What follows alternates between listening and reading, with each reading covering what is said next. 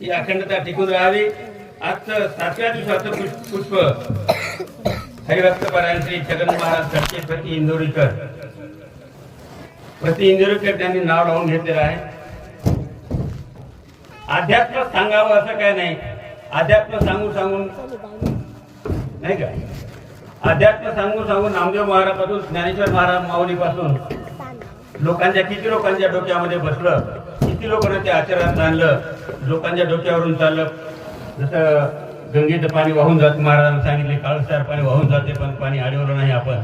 तशा प्रकारचं हे अध्यात्म आम्हाला अडवता आलं नाही, जिरवता आलं नाही.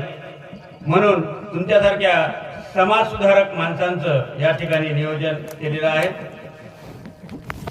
जसं गंगेचं पाणी अडवावं लागतं तसंच हे अध्यात्माचं पाणी, हे अध्यात्माचं ज्ञान अडवता आलं पाहिजे, जिरवता आलं पाहिजे, आचरणात आणता आलं पाहिजे.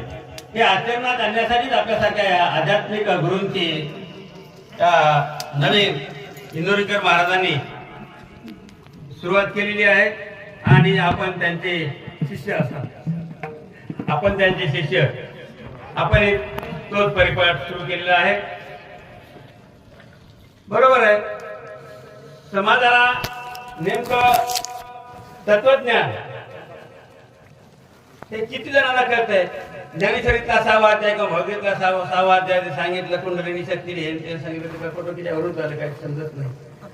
नेमकं काय पाहिजे, काय असायला पाहिजे, काय करायला पाहिजे, आपण घरामध्ये कसं वागायला पाहिजे, सासूनं कसं वागायला पाहिजे, सुनेनं कसं वागायला पाहिजे, आई वडिलांना मुलांनी कसं वागायला पाहिजे, हे सांगणार अशा प्रकारचं समाज सुधारकांचं काम आपण तुम्ही या व्यासपीठावर करीत आहात.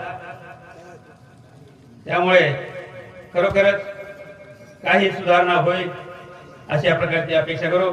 आता पुढील नियोजन, आज हरिदिनी आहे,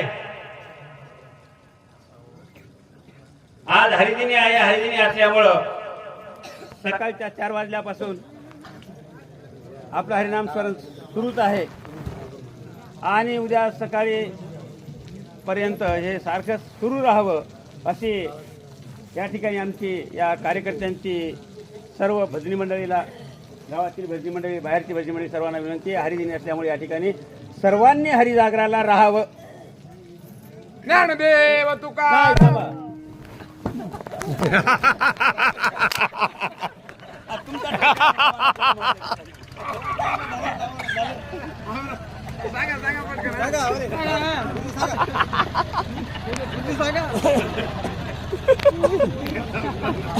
यांच्या डोक्यात उरकून पळा.